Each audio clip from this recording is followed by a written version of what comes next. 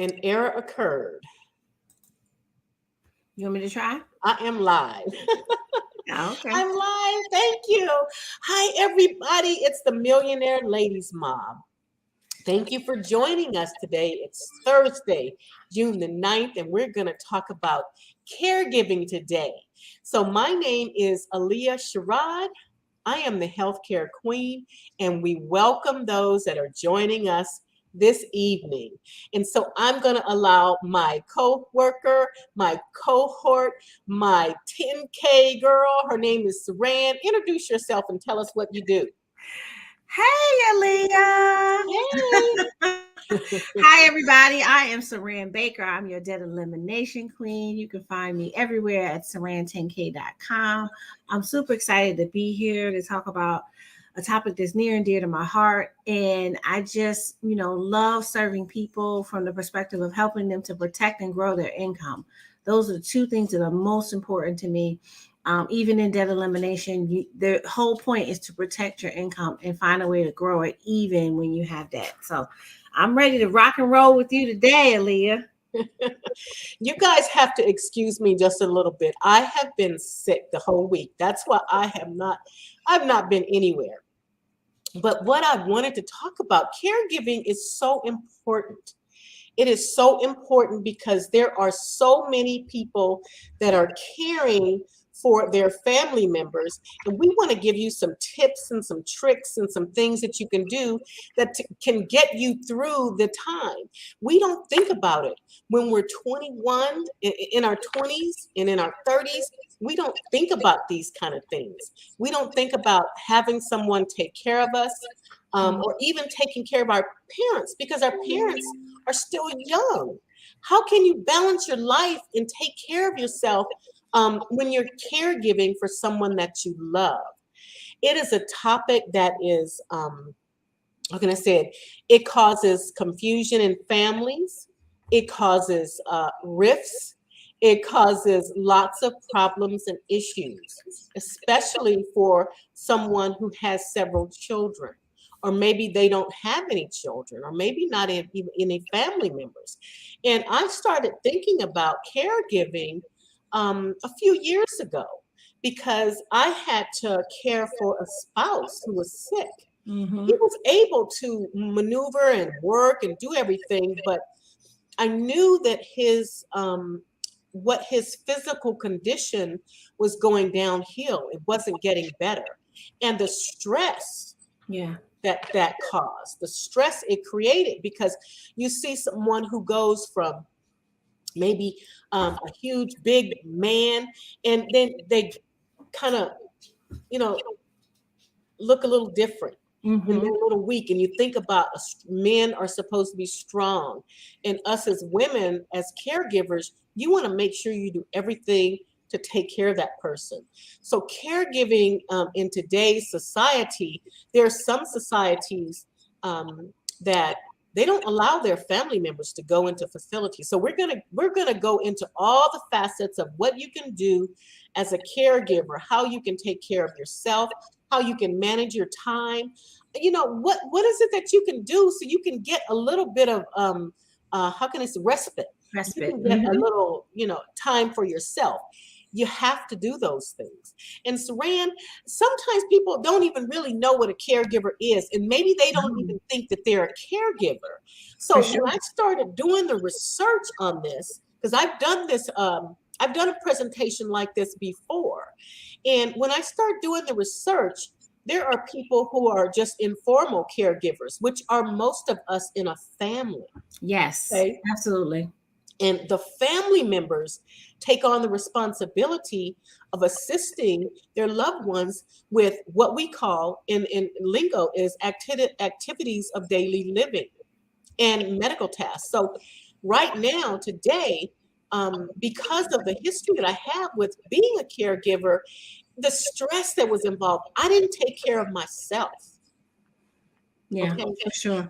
I made sure that that person had everything that they needed, but me, I gained a lot of weight. My blood pressure went up. Mm. I couldn't hardly walk because I mean, just the stress on my body took its toll.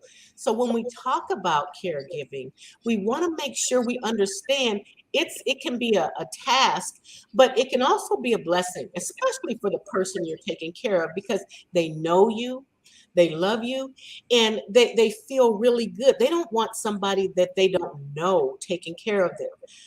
But they're formal caregivers who get paid to do that every day, either in somebody's home or in a care setting. And so, what I had done for my husband, I had researched plans to help me to take care of that task after he was going to have a huge surgery. And I Okay. knew that when that surgery happened, we were going to need some help. And I researched things to help us get through that, because he was going to need just help getting up, getting to the bathroom, doing things that you need to do every day, eating, everything. And so those are the kind of things a caregiver does. Now, sometimes maybe a caregiver doesn't go that far. Right. Okay. Maybe they only have to go to the store, one errand for the family member. Or for maybe it's not a family member, it's just somebody that you care about that needs your help. Well, you know what? Let me jump in here, Leah, because you shared a lot about caregiving, right? And as you know, I help my family members. I'm not the primary caregiver. I just rotate in to be a respite, to be support, from time to time. And I know how much work it is. And it's also an emotional task, right? Because depending on what it is we are there for to support our loved ones with, it becomes emotional to see, like you said, that giant, whether they be a man or a woman, to go from the person you knew them as to this person that is basically needs you to do everything for them, right? In the most loving way that's necessary. I laughed with my daughter today as I was telling her, I'm like, hey, I'm going back to do, to help out with the family. And she's like, I don't want to think about having to take care of you. Luckily, you're young. I said, well, let's just be clear. I never want to go to a home. I have that written down in my paperwork, So when I can't speak for myself, I know there are things that I would want to have taken care of. And I think that even in the conversation that we're having, caring for the caregiver, you said a couple important things that I wanted to pull out. And you and I, when we were a duo before, we kind of talked about this with the self-care at one point. And that is, you said, you gained weight, you had all these other things. Well, it kind of goes back to, now that we're on planes again, when the stewardess says, put your mask on first before you put it on the person next to you, right? Because as a caregiver, if you're the primary caregiver and now you can't give the caregiver, then what happens to our loved one? If you're the one that's doing the majority of the work, even when you have help. And so that's why it's important to have some self-care, to have some respite, to maybe take 5 minutes and go for a walk, breathe in the air, or still cut the grass if you're able to, depending on your situation, or still have some social activity, or still do some small piece of what made you, to kind of to bring the light back into your being as well, so you can continue to give that love and support to your loved ones, to your loved one, because the person that our loved one that we're caring for, they need us more than they've ever needed us before. But we also need us too. And so we have to do the self-care. We have to do, if you pray and meditate every day, be sure to do it. Maybe you can't do an hour if that's what you're doing. Do 5 minutes. If you don't get outside as much as you used to, get 5 minutes of sun. Get out there when it's safe, but you can get enough of the sun's energy to continue to give you life. That's our greatest source of energy on this planet, is the sun. Get that energy. Take your shoes off and stick your feet in the grass. Reconnect with Mother Earth. She is waiting for you to feel you through the grass. As long as it's not that rubber turf stuff. I mean, it's cool if you have rubber turf, but it's not grass. Right? But think about just the small things to continue to bring you what you need as a caregiver, so that you can continue to to have the love and this, especially if you're doing it at home, right? You're in your Oh, regular space, and if you have the funds, if you planned your money right, if you listen to the Millionaire Ladies and we told you to do some things, and you got all those fancy plans in place for long-term care and life insurance with living benefits and all those things we told you about, you have some money to have somebody come and clean the house, maybe, or clean the bathrooms in the kitchen, the three places that, depending on how many bathrooms you have, that, it's hard labor to get in there and really clean that bathroom good. yes. Pay somebody, Yes. and to keep your kitchen clean and things like that, to just provide some sanity in that area. So Lee, I want to ask you some practical things that people can do. Maybe their parents or grandparents are not at the point of needing caregiving, but they are aging gracefully. What would you say to someone that is in what we call the sandwich generation, right? Their parents are a little bit older, their kids are still maybe school age, and usually that responsibility does fall to the woman. It doesn't always, because our men do step up too, but usually it falls to the woman. What would you be saying? What kind of things do you think that we should be doing, in the sandwich generation to really kind of prepare our parents and our kids for kind of where you're going in life? Some of the things that I would say is to talk about it, Mm-hmm. because we ignore the fact that we are aging, and even, let's say, not even just aging. Um, Mm-hmm. if you can go out and have an accident, and then now you need a caregiver. So it's not just about the older or the senior people, which that's most of the people that need care. But talk about, what are your plans? What do you want to happen? Um, After a surgery, most people don't even realize that after a major surgery for an elderly person, and sometimes for a younger person, they may have to go into what we call a skilled nursing facility. So Mm-hmm. after a stroke, after a heart attack, something major that happens, you have to go into this facility. So this facility, during the time of COVID, what happened, a lot of our elderly people were lost because the family members couldn't get in there to take care of the family member, and they wouldn't allow you in. And so they just kind of withered away. That was an anomaly, but you want to talk about these things with your family. What are your plans? What do you want to happen? Do you want to stay at home? Do you want to move to a senior facility where maybe they play games and have fun time? And maybe it's an apartment that you're on your own, but there is a time where there's lunch and dinner and breakfast. I have a friend who moved to one of those places, and she loves it. They play games, they have lots of fun, they go on excursions. So you want to talk to your family about your plans. Or in Arizona, I lived in Arizona, and when they build homes that have the mother-in-law quarters or Mm-hmm. the additional No, home sweets. attached. Those are cool. Oh man, I love those homes because they're separate entrance, and they have their own separate living quarters. So you can be in the main house with your family, and your parent or your parents can be in a separate house, but on the same property. And they also have now what they call these ADUs, or where you Mm. can create these small homes on your property. And so, you know what? Maybe when you were The tiny house revolution. tiny house, that's what it is. But maybe when you were, you were in your working years, you had a huge house, and you found yourself in a big house, and now you want to downsize, and it may be difficult. What happens to all your clothing and all the stuff that you've accumulated? Now, a few episodes back, we found out Saran and encouraged all of us to start cleaning out our homes and getting rid of stuff that you don't need. So there are things that you're going to have to do to prepare. I'm not saying Minimize. minimize. That is right. That is right. So those are some things that you can do to prepare for a time that maybe you're not as mobile as you used to be, or maybe you'll need someone to come in and check on you every now and then. I just have to thank my sister. She's taking care of my mom, Mm. and it things happen overnight. Yeah, It sure. seemed like our life changed overnight. Mhm. And the reason that the caregiving is so dear to me is because she is taking such good care of my mom.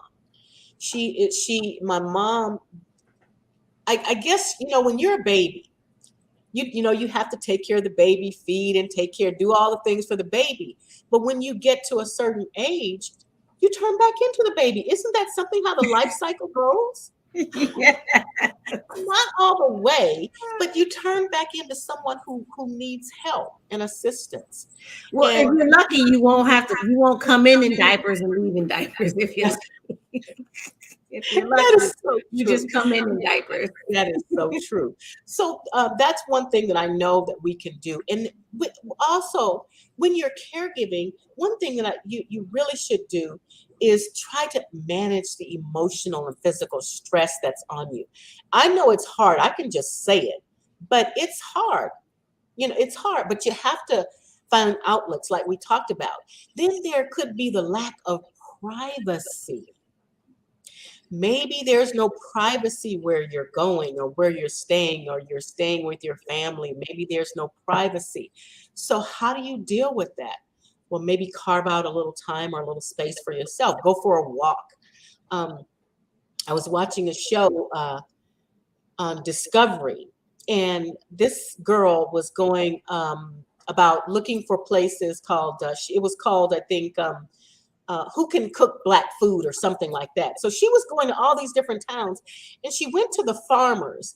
There was a time when farming was, I mean, that's how we got our food. Right. The older people in their 70s or 80s, or maybe the not the baby boomers, but the generation before that, they know how to make the food, pull it out the ground and take care of it. Pass recipes. Go to them for emotional support. Talk to them. Maybe help your parents as they're growing old to build a little garden. You can do the deck gardens, grow tomatoes, Mhm, mhm, cucumbers, and mhm. onions. Hold on one second. Mm. Growing onions. Let me tell you, I'm gonna eat my onions if I grow them, and my little tomatoes too. I'm so sorry. I have Yeah. been sick. No, my voice No, is you going okay? low. No, it's okay. It's okay. Again, I might have been solo here today if you didn't come. Okay. With your topic, I'd have been in here by myself talking about it. Um, but no, you're right. Just the hobbies, and who were you before you were a caregiver? Maintaining some of that, because unfortunately sometimes our caregiving, it doesn't always, um it may end when our loved one transitions, and so then we have to find ourselves again, and while we're going through the grieving process. So it's important to maintain some semblance of who you were and who you are during the process, so that you know is I mean, and there's no way to grieve, right? Who knows how we're going to grieve, right? Right. But to have some still some semblance of yourself, um and some sovereignty of who you are, and doing what we need to do, because you have to be you have to be strong. And sometimes you may cry, and that's the thing too. It's okay to cry and be sad during the process if you need to, and pull yourself together. Take 10 minutes to cry if that's what you need to cleanse. It's very cleansing. And read some books, understand what's going on with your loved one, depending on whatever the ailment is that they may have some understanding of it, along with your faith, right? Because we all have uh, most people have a belief in some type of higher power. Again, I'm not here to tell anybody what to believe, but a lot of people have some religious beliefs or spiritual beliefs that can sustain them, where they'll have a different understanding of what it means to transition, from this life, and have some peace in that, but spend some time with what that means to you. If you subscribe to whatever religion you subscribe to make sure that you maybe become a little stronger in your faith to help you along this path and help you understand what's going on while we're here on this earth to be here, and hug the other family members closer. I know one of the challenges sometimes with caregivers that I hear from, I've heard a couple different times, is nobody's here helping me. Where is Mary Sue, Jane, and Joe, and the rest of these people that used to be all in the place? It had a face in the place, if you will. And the thing to understand is everyone's handling it differently, and everybody can't handle what you're handling. And even though their face isn't in a place now, that doesn't mean they love them any less. They may just not be able to deal with it. That's hard. It's hard to understand, especially if it's a sibling group, right? If it's a bunch of brothers and sisters, and they're like, wait a minute, sister or brother number 5 and 6, they never do anything. Well, they're handling it the best they can. I'm not saying it's right or wrong. I'm saying sometimes we have to give each other some grace. Wow, you said a mouthful right there, and that is something that I struggle with, because I know my sister's taking care of my mom, and I think I have PTSD, Mm-hmm. and that is from my past caregiving. Mm-hmm. The worry, and I immerse myself in work, and sometimes caregivers also, they're ashamed to ask for the help. Absolutely. They feel like, you know what, this is my burden to bear. I'm not asking for help. And maybe they think it's a sign of weakness, but it's really not. There are resources out there. When I do research, I do a lot of research. There are groups, Alzheimer's, daycare for those that have dementia and things like that. Because a dementia person or a person that has Alzheimer's or the beginning, they may not know where you are. They may not know who you are. And a routine maybe helps them to feel safe. And you have to realize that maybe they don't feel safe on the outside, or maybe they just open the door and walk out. Mm-hmm. I was talking to a friend of mine, and his dad said, he didn't want anybody to help him, and he's got dementia, and they know he's going downhill, so he still stays alone. He just got up and walked outside, and they couldn't find him, but they had a tracker on his phone. Mm-hmm. The only way they found him. And so you worry about all kinds of things when you're a caregiver. What if something happens and I'm not there? What if the person that comes in to help her cook or eat or whatever, they do something to her, or they steal all the money? There's so many things that go through your mind. Right. And now that we have COVID, we didn't have to worry about COVID before. Right. And we have to protect our loved ones, right? And there's some people, unfortunately, well, I won't say the word unfortunately, there's some people who will age and may need assistance, and maybe they don't have brothers and sisters, or maybe they don't have children and grandchildren. It really is just them. And so then it becomes the community's responsibility to protect them and not allow someone to come in and take advantage of their vulnerabilities. I mean, this in the financial industry, we have whole trainings on protecting our elder community and those with impaired cognitive abilities and decision making, to make sure that they're not being taken advantage of, and they're not being abused. And many professions that deal with elderly have to take those certifications as well, to be sure that our elderly community is protected. They are just as vulnerable as our babies are. Oh, yes. To a certain extent, especially when they come to a point where they're not able to really think clearly, right? And it's one of those things where we don't ever want to think it will be us. If we're lucky one day, we'll get old enough to maybe need help. Now, there's plenty of people who make it to the 80s and 90s and perfectly spry and doing their whole own thing, right? That doesn't mean that doesn't mean we're all going to need caregivers, right? There are plenty of people who, I had a really good friend who passed at 94. You couldn't tell her nothing. All she needed was a ride. That was all she needed was what she had her calendar, her social calendar. She knew where stuff was. All she needed to know is what time her ride was coming and what the attire was for the event or activity and how long we were staying. Because do she need a bag?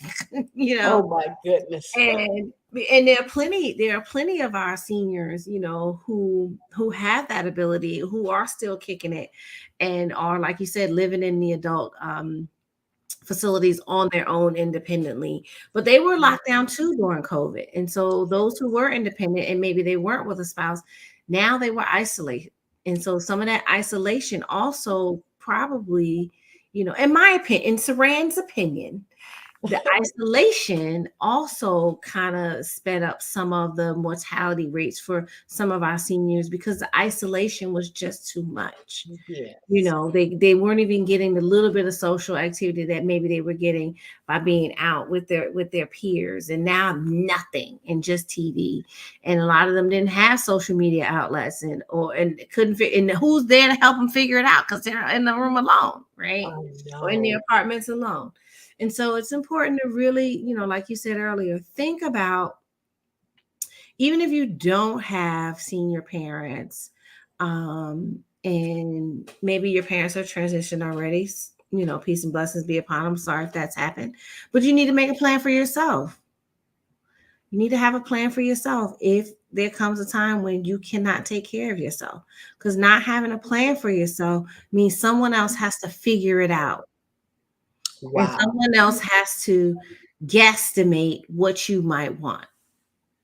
And there's a document out there called, and it's free, totally free. It's called 5 Wishes. And you can Google it and it'll give you, and you can pull down a template. It's called the 5 Wishes. And in there, it asks you simple things that you will want to happen if you're unable to make decisions for yourself. If for any reason, stuff like, okay, if you can't take care of yourself, what are some of the comforts do you want? Do you want someone to put Vaseline on your lips?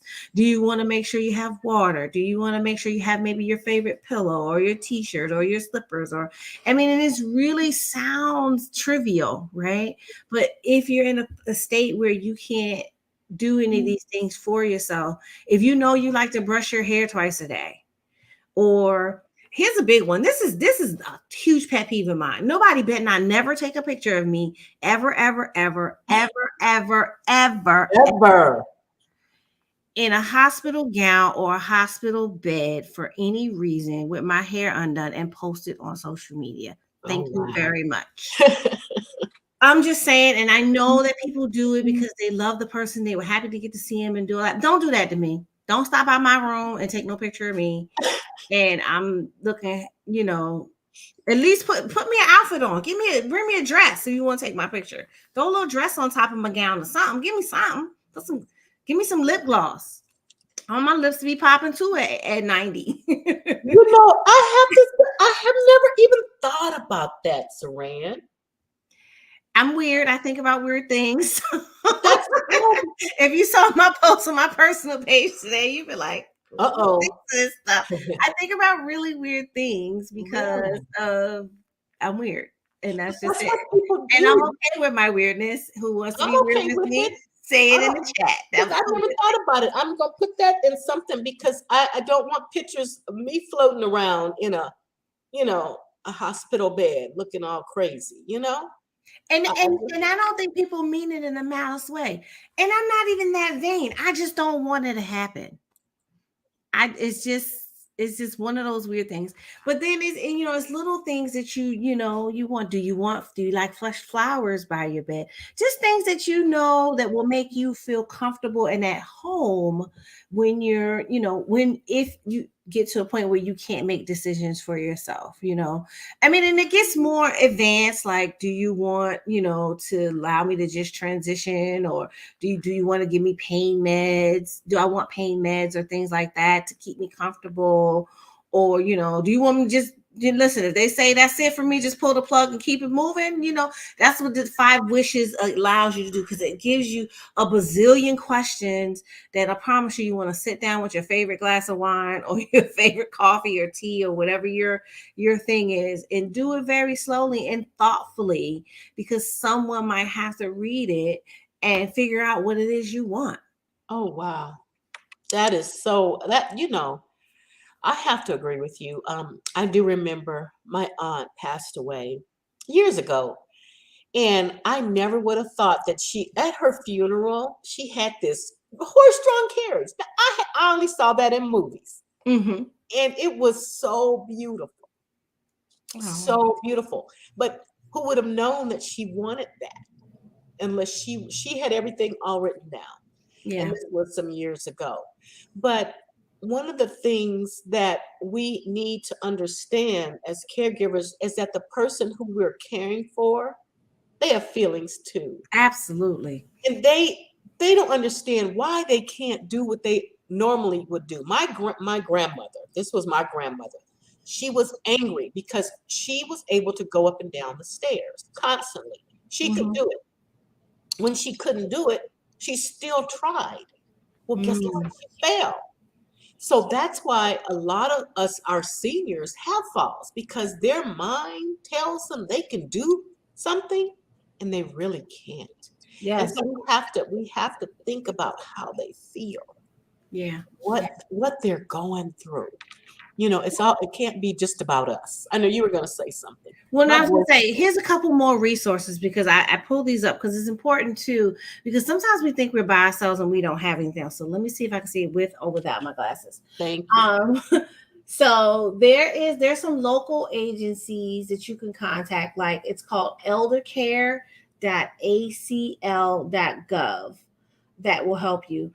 And then believe it or not, you can go to the medicare.gov website to see what resources are there. And then the other thing is really ask your friends and family because many people have dealt with caring for a loved one and they have resources and they know things and they know people, but you really want to have something set up and then determine, if you have home care, if you're fortunate enough to have a space where you can do home care, decide if you want to set up any type of what they call respite care, where maybe you take the loved one to the local senior center for the day for daycare, or maybe you do a weekend, or maybe you have family come in so that you can do a little bit more. And obviously, you're going to train your family to do whatever they need to be doing and any of your professional help, but so that you can just take an hour. And I'm not saying you want to run away for 5 weeks and do something, but if it's a day to go and just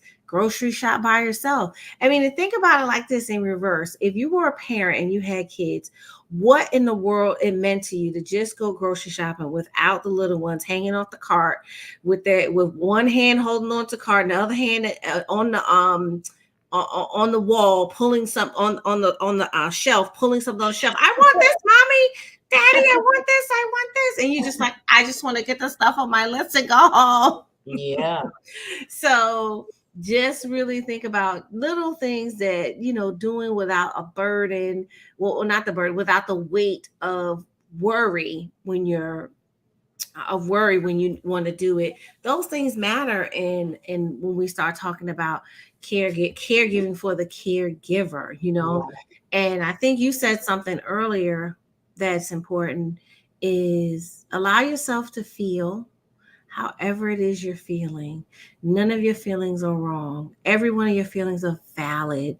And you should not feel guilty for any feeling that comes up during this process because you are still human. You are still all of who you were, and you still have emotions, and they are all perfectly okay, right? As long as it doesn't turn into any type of abuse for our loved ones, then feel those feelings and then go and get help. And so you may want to talk to someone. If you still work full time, a lot of jobs have what they call EAP, employee assistance programs, where it doesn't even go on your medical record that you wouldn't talk to somebody because, in the melanated community, we don't want anybody to know counseling. God forbid we need to talk to a therapist, right? You can talk to somebody, no judgment, and get the support that you need. Because sometimes you might just need to be heard. And those that are close to you may not want to hear it. That's true. They just may not want to hear it. Or they may not get it. Or they don't have the ability to connect or think outside of their own selves of how they feel, right? Everyone is not that empathic and have that strength. But really, really think about the resources, start compiling them, and while caregiving may or may not apply to you now, if you think it may ever apply to you, start collecting resources because you just never know. You don't. And I look around the neighborhood and you don't even realize, but you live, I live by a lot of senior facilities, Mm-hmm. and when I was in Arizona, I didn't even know my neighbors. We stayed to ourselves. The house across the street, Mm-hmm. you wave and that was it. Well, then one day they're just gone, and the lady next door. So get to know your neighbors so that if something happens, you can call on your neighbors for help. Maybe just for a meal. That's something that we back in the day, the neighborhood took care of each other. You had that one house that everybody could go to. Like my grandmother's house was the house everybody could go to, and for a meal, she always had food. I'm like, do you ever? As I think about it, did she ever get out of the kitchen? She made cakes. There was always cake. There was always punch. There was always candy. There was always food. And people would come and visit. And the older she got, it was okay because now people would bring it to her and they Mm-hmm. would sit it at the table. And it went as she got older. So as a community, we can work together to try to help those, especially those that we know that need help. Mm-hmm. For sure. One thing I wanted to make sure before, because my voice is really going, Mm-hmm. but I read some statistics around that about 7 out of 10 people will require long-term care in their lifetime. That's Mm. scary. That's almost everybody you know. Not that they have to go into a facility, but that they will require some type of care. And I didn't know adult daycare is about $160 a day. Did you know that? No way. Yeah. In home health care, they're talking the $30 an hour for someone to come in. I just, I would, if someone came in and helped me with everything, like they do wound cleaning, they come in and they take care of just all kinds of things. So you have to think about the expenses that you may have to incur as a caregiver and the person that's receiving the care. Well, that goes to the other statistic, I think, and I forgot the exact number, but um, most women are more likely to come out of the workforce to become caregivers, Oh, and then which also impacts their long-term ability to accumulate finances for their own retirement. that's And right. so when we start talking about the money aspects of it, we don't want to talk about Bruno, right? Like the movie Encanto. Don't nobody talk about Bruno. We don't want to talk about the money needed to take care of us, potentially take care of us if we were to be in that situation, and or even if it's not just money to take care of you, but to allow that family member that to leave their job and not take income and be able to help, but to have money to be able to help them be able to still survive and do what they need to do so that they can help you during the time you most need them. And so the more and more we start talking about money, we're going to call money Bruno. The more and more we start talking about Bruno, and how to set those things up, which we've talked about many times. Now we can say here on our around our 13th or 14th, I think this is 13th episode, right? Aaliyah, you talked about it, long-term care plans, Mhm. getting those while you're young and healthy. Fun fact, it costs more for a woman to get long-term care than it does a man. It costs more for a man to get insured for life insurance than it does a woman. Yes. Why? Women live so long. So long. We live so long. And we try Right? to take care of And, ourselves too, right? and these are statistics, right? Ain't nobody speaking nothing on you, or nobody doing no craziness that we get all superstitious about, right? But men statistically will transition from this life sooner. And so that's why the costs flip that way.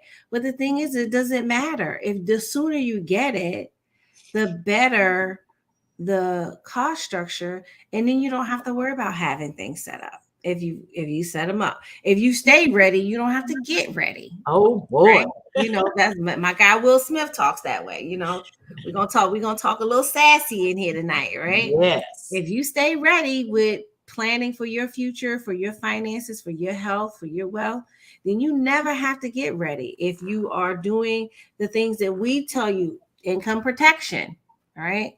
If you're doing debt elimination, reducing that debt, if you're planning for your retirement financially, if you're taking a little teeny, I mean, you might be risk averse, but you're taking a little bit of risk and getting a little, maybe get into the stock market or get into cryptocurrency if you have the tolerance for it, right? You can do those things. Making sure you have the right health plans, talking to an expert, because we sit down as W-2 employees when we go to our full-time jobs and they give us this huge stack of papers and say, congratulations, you work here now. Figure out how this stuff works for you. What do you want, right? And typically, if you're not an HR professional, you may not have any idea what that is. What did you just picking stuff, right? Or you're picking what you heard somebody else had or you've seen it. But sometimes you can consult with somebody for 15 to 20 minutes at no cost to give you some advice on what direction to go. It doesn't hurt. But Ali, I want to ask you this question because Yes. I feel like, you know, we in our community, we just don't know what we don't know, right? Right. So when it comes to long-term care, you know, when do you think is the best time? And I know I alluded to it a little bit. When do you think is the best time for us to consider actually buying or investing into a long-term care plan? Financially, you know, speaking, you know, thinking, you know, 20s, just got out of college, just got paid. It's Friday night, just got out of college. I'm going to a party, right? But, you know, 20s, 30s, 40s, 50s, you know, what do you feel like is the tipping point when you should really be serious about doing it? In your 30s, 40s, because you're normally healthy. The younger you can get it, fine. But normally people start doing it because now their parents are probably in their 60s now. They're, you know, you're 30, your parents might be in their 60s or 70s. And you're thinking about, wow, who's going to take care of mom? They want to go on a vacation. So you've left the nest and, you know, they want to go travel. They want to go and get that camper and just go all the national parks there are. I mean, that's me. I want to go to Mount Rushmore. I want to do all that. And thinking about long-term care, I remember the company I worked for offered long-term care. So if if you have a W-2 job and they offer long-term care, buy it, get it, because you will not regret it. Because the older you are, the more it costs. That's with pretty much life insurance and with health insurance. The older you are, the more it costs. When you have a physical condition and then you start thinking about it, oh, shoot, I had a heart attack. You know, oh, shoot, I broke my leg in 5 places, you know, and I can't walk for 6 months. Now, that's somebody that needs some help. But we don't think about it until we're in that situation. So the earlier, the better, because that's when you can get all the riders, you can get inflation riders, you can get guaranteed, like we do with the life insurance. You can have a rider that says, you know, you can buy so much more. Lifetime income. That's right, inflation. Okay.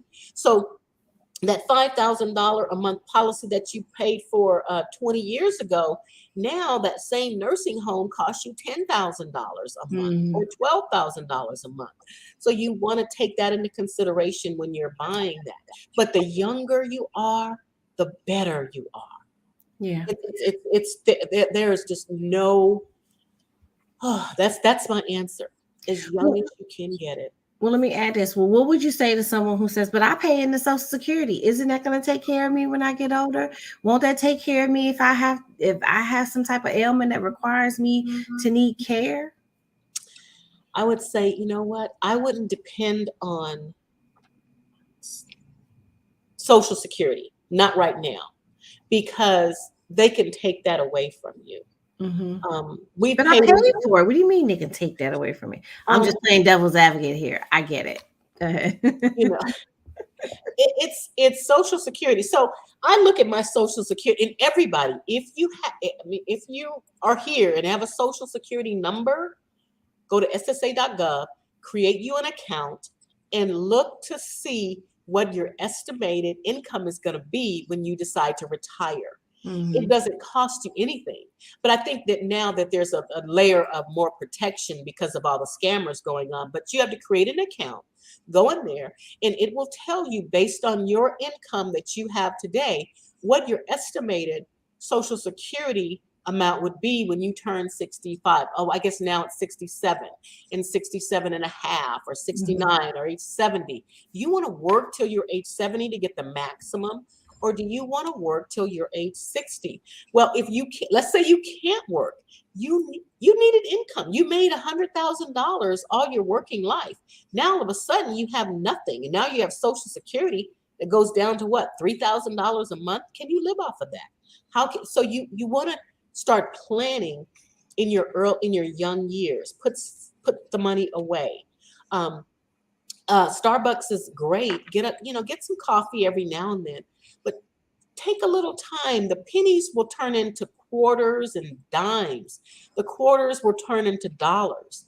Just start making the investment in yourself Mm-hmm. Mm-hmm. as you're young, because you don't have any health conditions. Because I'm telling you, I never thought I would have high blood pressure. I never thought that my knees would hurt. I never thought I'd have some of the health conditions that I have. The older you get, I didn't smoke. I never smoked, and I developed asthma for some strange reason Mm-hmm. later in life. So we don't know the things that are going to happen to us, and those are things that an insurance company looks for. So I'm also going to be doing a series. Can you get life insurance with a pre-existing condition? I'm going to start Mm-hmm. talking about things like that, because some of the things that they look for, cholesterol. Have you had uh, asthma, arthritis? Do you drink? How much do Mm-hmm. you drink? So those things you want to make sure. Long-term care is most of the time fully underwritten. They Right. go into your lifestyle because they don't want to have to start paying out a claim at an early age. You want to make sure that while you're young, you can get these things. Depression. Remember, I think last month was Mental Health Awareness Month. Yeah. So everybody, every day I turn on the news, right? I get these little Apple things, and some young person has committed suicide. Mm-hmm. So they may not have been taking their medication. I don't know the circumstances, but these are things that happen as you grow older, and you start the pressures of life and going to a job and having to work every day and having a family and worrying about your kids worrying about your babies when they go to school and they might get bullied or something. I mean, I had nightmares about my kids being bullied. Oh my. Well, a lot of the mental health now is really post-pandemic mental health challenges, Yes. right? Yes. The isolation for the 18 to 24 months that we all were subjected to, were participated in, or whatever. However, we were mostly home. Mhm. We were desocialized. Not that I don't know that that's a word, but we were not being socialized. So we weren't having any regular interactions. And so we're triggered a little bit more. Well, our young people were impacted a bit more than Oh, most, yes. because our young people are still in a very intricate place, and there's a whole series on the brains of our teenagers. Oh. How they develop, and how they're not fully developed until they're well into their 20s, like 23, between 23 and 25. And that before that, a lot of their behavior is really based on socialization, being social with their peers. And so we took that away from that generation, and you're saying the young people, and they don't know how to cope. um as melanated people or African Americans, we have had to cope through a lot of things. A lot. So we have a little bit more coping skills, but our kids may not have developed them because, lucky for them, we pulled ourselves up by our bootstraps. We're doing better than most people, and so our kids haven't had to experience the tough times we did as younger people, and so now they're learning that they have to come up with these coping skills. And so it just becomes, something where we have to stay in continuous conversation with our kids and our young adults, about, are you happy? Okay, you're not happy. Let's talk about why you're not happy, and really listen, and not talk at them and say, well, you should be happy because you have this, and this. I do all this for you and that for you, and da, da, da, da, da. They can still be unhappy. Even if you give them the sun, the moon, the stars, the wind, and the rain, they can still be unhappy and still have thoughts of suicide. And so we want to be very mindful of it. And this is in our elder community too. Some of them physically can't do it, and they don't want to be here. And so they may be having little mishaps. Some of it may be on purpose, and so we have to just be mindful of that, because think about how smart, strong-willed, independent, caring, giving, doing, what kind of person you are now, right? And it'll be hard for you to imagine the opposite, where you can't do anything for yourself. You can't get your own self out the bed to go to the bathroom. Wow. And then make sure that you're clean once you finish using the bathroom. You can't bring your own self to the kitchen to just sit at the table and put the food in your own mouth. Those things cause mental challenges for many of us.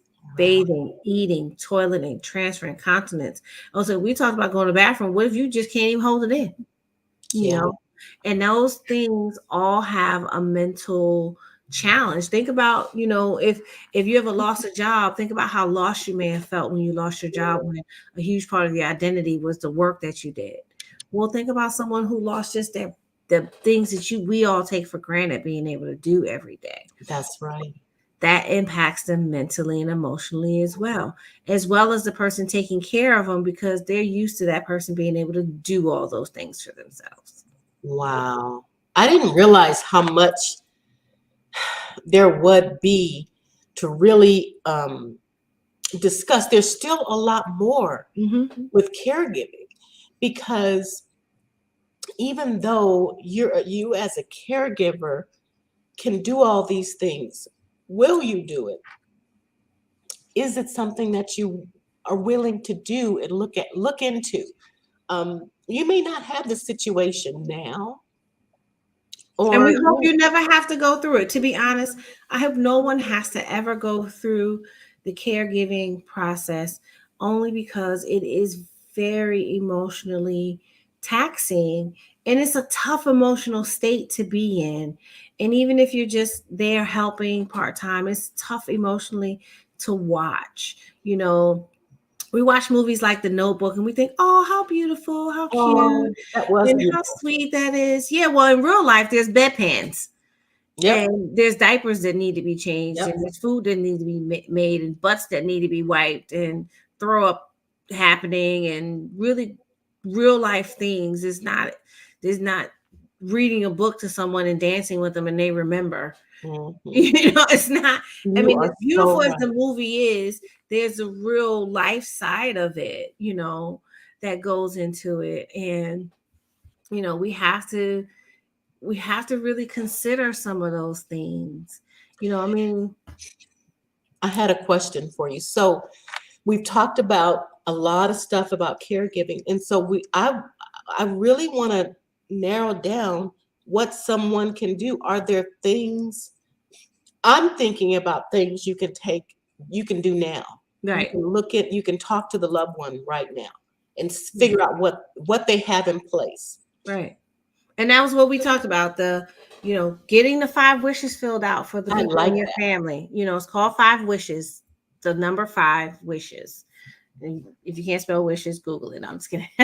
It's 5 wishes. You can go to some of the aging websites and see what resources they have. You know what another good resource is? AARP. Even though they start stalking you at 40, they have really good information. Even though I don't respond to any of their information because who told them I was old enough for them to contact me? A whole nother story. But at any rate, they have lots of great resources, right?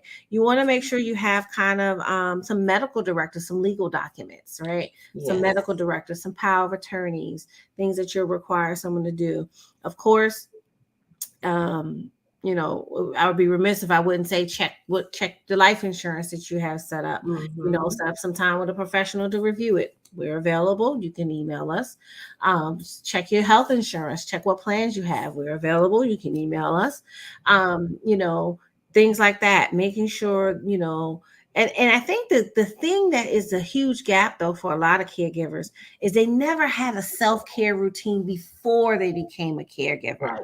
I know I didn't. And so before you're in the situation, have a self-care routine. Are you, you know, do you do meditation? Do you do yoga? Do you exercise at the gym? Do you, you know, just go outside and take 5 deep breaths in the morning? Do you listen to daily affirmations? Do you have a favorite spiritual leader or teacher that you listen to in the morning? You know, do you journal? You know, because prayer is you talking to God. Journaling is him talking back to you. You know, you getting your real answers, downloading information, writing what's on your mind. You know, reading. Do you do these things that are really considered the basic self-care for yourself? And you can go back to the self-care video, which is like 5 weeks ago, 5 videos ago, but it's labeled on our YouTube channel by episode and name, so you can go back and watch it. Self-care, and just do some of those things and get to a place where it becomes such a daily habit that no matter what happens, you don't stop doing it. That's right. That's right. And I tell you, caregiving, there's a broad spectrum. There are certain countries. When my mom was in the skilled nursing, there was this African guy that came in there and he said, we don't do this to our elders. He says, when they get sick, we take care of our elders. There are some cultures that you would not find a family member in a nursing home. Now, my mom had to be in the skilled nursing because she had some medical conditions and had learned how to do a couple things. But the minute we were able to get her out of there, she was out. But in other cultures, think about what they do with their older ones. And the older ones are so well respected. And it is a respect. And, you know, from the grandchildren to the great grandchildren, they love their mama or their grandma or grandpa. And grandpa teaches them how, you know, just little things, because you need that in the family arrangement. Now, the options, go ahead. I was gonna say, I don't mean to cut you off, but I'm gonna cut you off just a little bit here. So some of that is we're still learning. Yeah. Right? Because if you were born here in America, and if you can trace your genealogy, some portion of your genealogy may lead back to some portion of slavery. We all know how horrific that institution was for our melanated people, right? And so some of that community was taken. It was a sense of community, because when you go to Africa, they have the spirit of unity. I am because you are. They do not leave family members out. It does not matter. If you are part of a tribe, you will never be homeless in certain parts of Africa unless you've done something heinous to the family that is unforgivable, something, you know, violent, you know, it's wild and outside, as they say. But you would never find that there is there's homelessness is not as widespread. Even to building a tiny house in the backyard. When you go to certain parts of South Africa, you'll see a house, but then you'll see another little house in the back, and you might see a little house on the side. They use the space that they have for those that they love and care about. And then in some communities, you'll see, like you talked about Arizona, the in-law suite, the in-law section, but those are 3-generation households. Yeah. But they also do is they plan for 3 generations financially, right? And you know, I can go on a tangent about that. Yes. They plan for 3 generations, you know, and so we are still learning to come back together, you know, and in some sense, we've gone out to find our individual who we are. Kind of like when our teenagers turn 18, it's like we send them to college so they can figure out who they are, and then hope they come back ready to assimilate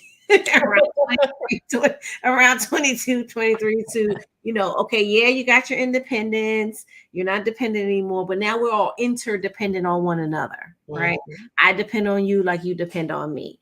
And that's the gift that we're learning a lot more about, which is our interdependence, how much we actually need each other versus I only need you, Aaliyah, but That's right. you don't need me. But the reality is we both need each other. Look, how's the song? So we need each other to survive. Yeah. I can't sing. If I Yes. sing, y'all won't let me back on my own show. Yes. But That's a perfect wind down, Saran. We've been almost an hour. Almost. yeah, you kidnapped me. You should for sure. I thought we were going to be wrapping this up at 9:30, but you had some good stuff over there. Yeah. And the thing that we want to make sure that people understand, there are options that you have. Saran, and we miss Carmen. Carmen is actually at our recruiting event. If you're looking for a career, something to help people, reach out to the Millionaire Ladies Mob. We can help you get on the right track with a life insurance career, health insurance career. Reach out to us. And we miss Shalonda this afternoon. So next week, it'll be all four of us back. We have a great topic. So what we want you to do is make sure there are home health care options, there are long-term care options, there's life insurance with living benefits. All these things can help you in your safety, especially your family, in preparing for your future, especially if you should ever need help with caregiving or need care in the future. So I'm going to say my name is Aaliyah Sherrod. Saran's going to probably wrap it up because my voice is really leaving. I thank everyone for coming. And Saran, you can have the closing comments. All right. It was us. I was checking to see if there was any comments on the page, on my page. So we are the Millionaire Ladies Mob. You can reach us at millionaireladiesmob@gmail.com. You can find us on Facebook at Millionaire Ladies Mob. You can find us on Instagram at Millionaire Ladies Mob. You can find us on TikTok at Millionaire Ladies Mob. And we specialize in income protection, debt elimination, health care, retirement planning, college planning, and I got some more stuff. What else I got? Growing your income. But we are here budgeting. We got our budget queen showing you how to maximize the dollars that you use based on your level of risk. And so you can meet with any one of us. We do no cost first time consultations. But we want you to know that we're here so we can talk about the things that we just don't talk about as women in this industry. So you can reach me at Saran10K if you're trying to reach me directly. You can reach Aaliyah at Aaliyah10K if you're trying to reach her. Carmen's not here, but you can reach her at Carmen10K. And Shalonda, she's not here. You can reach her at ShalondaKaiserMitchell@gmail.com. And all her pages are Shalonda Kaiser Mitchell. But we really just look forward to having you. And next week, I think I've already scheduled a topic. It's abundance. How to live a life of abundance. So don't forget to meet us next week. We are so excited to talk about an abundant mentality. So with that, peace. Bye, everybody.